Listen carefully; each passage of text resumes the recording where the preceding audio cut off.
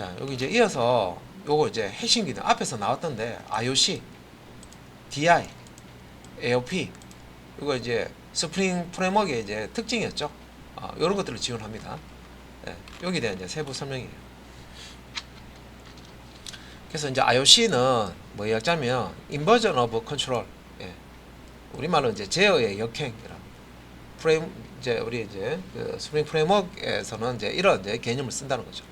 그래서 기존의 프로그램에서는 메인 메소드처럼 프로그램이 시작되는 곳에서 필요한 객체를 생성하고 생성된 객체의 메소드를 호출하는 흐름을 가지죠. 기존 프로그램이 하는 방식입니다. 근데 이제 IOC, 스프링 프레임워크에서는 이 IOC 요 개념은 작업을 수행하는 쪽에서 객체를 생성하는 일반적인 개념을 뒤집는 것으로 프로그램 제어를 자신이 아닌 다른 곳에서 이때 이제 다른 곳이라는 게 프로그램 제어를 자신이 아닌 다른 곳에 위임한다. 이게 이제 프레임워크가 위임한다 이 말이에요. 프레임워크가 기존에요, 이게 하는 이런 메인처럼 이제 메인에서 필요한 걸 골라서 쓰는 것처럼 프로그램이 이제 이 작업을 하는 거죠. 그래서 즉 이제 컨테이너의 객체 생성과 공급을 위임하는 형태다. 스프링 프레임워크의 컨테이너한테 객체를 생성하고 공급하고 뭐 하는 것들을 알아서 맡겨버리는 거예요. 얘가 알아서 그냥 해버리는 거예요. 그 다음에 이제 IOC 이제 특징 보면 IOC는 객체가 자신이 사용할 객체를 생성하거나 선택되지 않는다. 객체가 IOC는 객체 자신이 사용할 객체를 생성하거나 선택하지 않는다. 객체는 이제 자신이 어떻게 생성되고 어떻게 사용되는지 알 수가 없고 모든 객체는 제어 권한을 위임받은 특별한 객체 컨테이너에 의해서 만들어지고 사용된다. 이 컨테이너가 스프링 프레임워크의 컨테이너가 알아서 다 해준다는 거죠.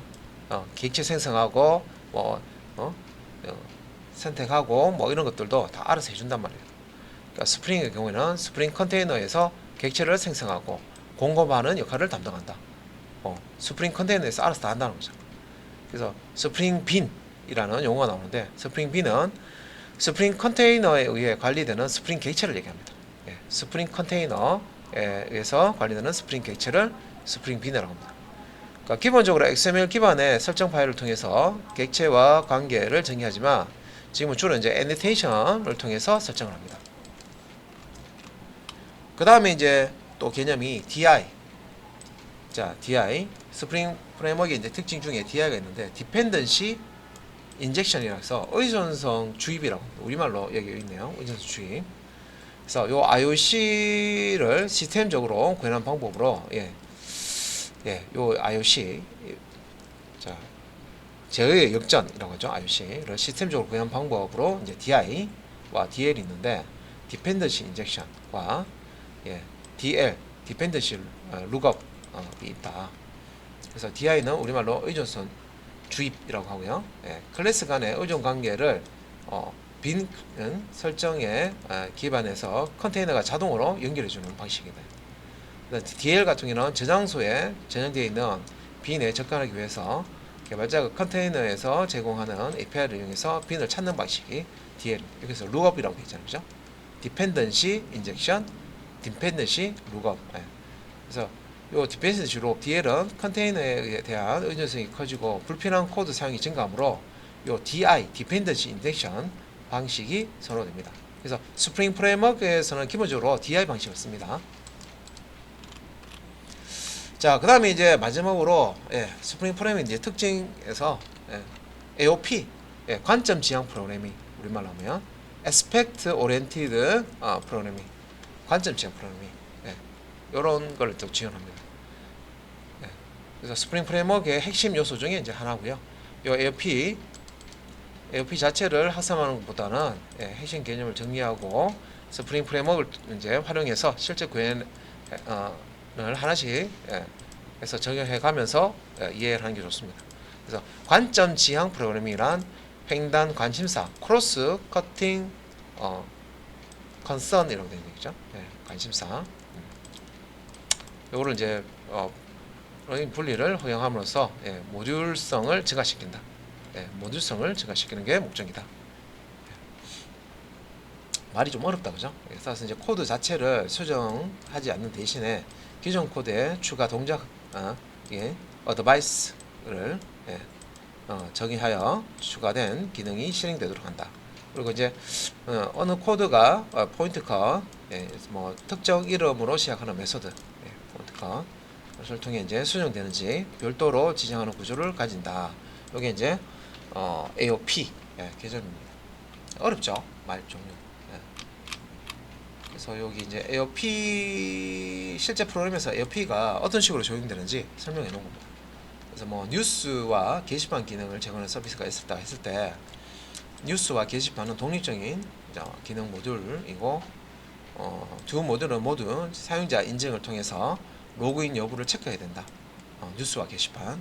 그다음에 어떤 뉴스 기사가 클릭되는지 어떤 글이 클릭되는지 로그에 기록되어야 된다. 그렇죠? 로그인 여부 체크. 그다음에 로그 기록 이런 거. 이때 이제 모듈은 달라도 두 모듈 다 사용자 인증, 요 로그인 체크하는 거 있죠? 그 다음에 로그 처리하는 거, 이게 구현돼야 된다. 그래서 이렇게 구현의 추가는 코드의 핵심 기능과 뒤섞이고 단순한 중복 코드를 생산한다.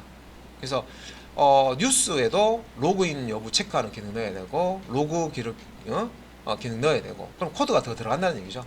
그 다음에 게시판 만들 때도 여기에 로그인 여부 체크하는 코드 넣어야 되고 로그 기록하는 기능 넣어야 된다 하면 이런 부분들이 중복해서 만들어진다 코드가. 그런 뜻입니다. 그래서 이 구현은 이제 추가는 코드의 핵심 기능과 뒤섞여 가지고 코드가 이제 짬뽕 코드가 된다는 거죠. 그래서 이제 단순한 중복 코드를 생산하게 되는데 그래서 AOP를 쓴다는 거죠.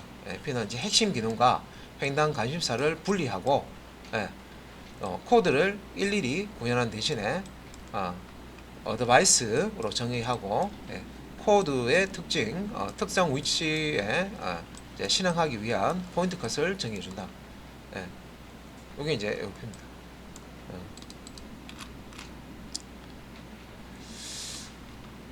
자, 그 다음에 이제 그 웹 MVC와 REST 컨트롤 모듈에 대한 이제 설명이고요.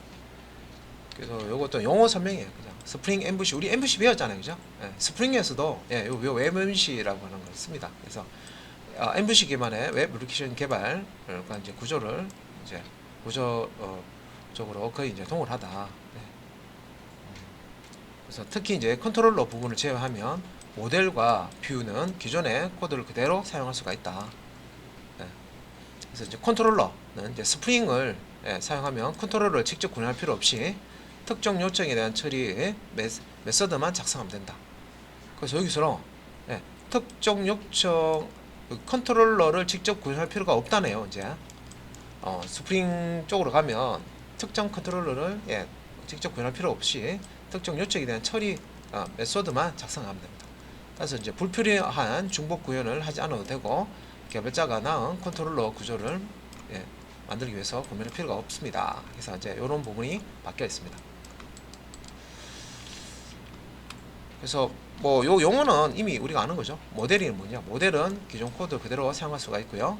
스프링에 이제 JDBC 템플릿을 사용해서 데이터베이스 처리하는 쪽, 다 모델이죠. 데이터 처리하는 쪽, JDBC 템플릿 뭐 사용해서 코드를 간결하게 개선할 수도 있고, 스프링 데이터 JPL을 적용하면 데이터베이스와 관련된 코드의 많은 부분을 스프링에 넘길 수 있어서 보다 간편하게 데이터베이스 관리를 할 수가 있다. 그리고 이제 뷰는 JSP를 그대로 사용할 수도 있고요. EL, JSTL 아시죠? EL, 익스프레션이지. EL과 JSTL 기반이라면 구조적으로도 나쁘지 않기 때문에 이제 많은 경우 JSP를 뷰로 사용하고 있다. 다음에 이제 웹페이지 자체의 독립 개발이나 테스트 등에 어려워지는 문제점이 있기 때문에 최근에는 클라이언트 렌더링 중심의 프론트엔드 기반의 개발도 확대되고 REST 기반의 개발이 보편화되면서 JSP의 사용이 예전만큼 필수적인 요소가 아니에요. 그러니까 이 JSP를 뷰로 사용 대신에 다른 이제 템플릿을 사용하는 경우가 있다는 겁니다.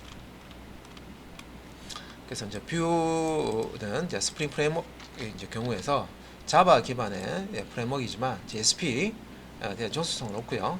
타임리프 이런 거 JSP 대신에 이제 쓸 수 있는 이제 타임리프 같은 거 프리마커 같은 걸 쓸 수 있다는 거죠. 그래서 JSP도 쓸 수 있지만 이런 식으로 타임리프나 프리마커 이런 템플릿 엔진을 연동을 시켜서 씁니다. 그래서 이제 JSP 사용은 별도의 설정은 필요하지만 타임리프의 경우에는 폼.xml만 추가하면 된다. 그래서 이제 컨트롤러 구현할 때도 컨트롤러 이제 로상을 클래스 생성 후에 선언 부 위에다가 애노테이션 이거로 이제 add 컨트롤러, 우리가 일반적인 컨트롤러는요 애노테이션을 여기에 add 컨트롤러를 붙이시면 돼요. MVC 컨트롤러로 동작할 클래스를 의미하는 요 add 컨트롤러. 그러면 컨트롤러가 되는 거예요. 클래스 위에. 그다음에 이제 여기 이제 리퀘스트 매핑 이렇게 있죠. 이게 서블릿에 웹 서블릿처럼 URL 매핑하는 거예요. 그래서 리퀘스트 매핑 속성과 같은 겁니다. 그래서 annotation 리퀘스트 매핑 여기 이제 URL 매핑 쪽에 이거 URL 주소 매핑할 주소를 이제 넣으면 요런 주소로 요청이 들어오면 이제 이 컨트롤러가 동작이 되는 겁니다.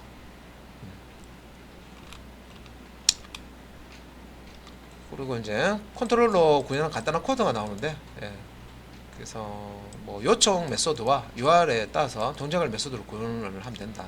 get 방식으로 웹 hello 요청 동작할 때 이런 식으로 그래서 get mapping 해가지고요 슬래시 hello 이렇게 메소드 위에다가 이렇게 달아놓으면요 매핑이 돼서 해당 메소드를 실행해 줍니다. hello라는 메소드 지금 실행하는 거예요.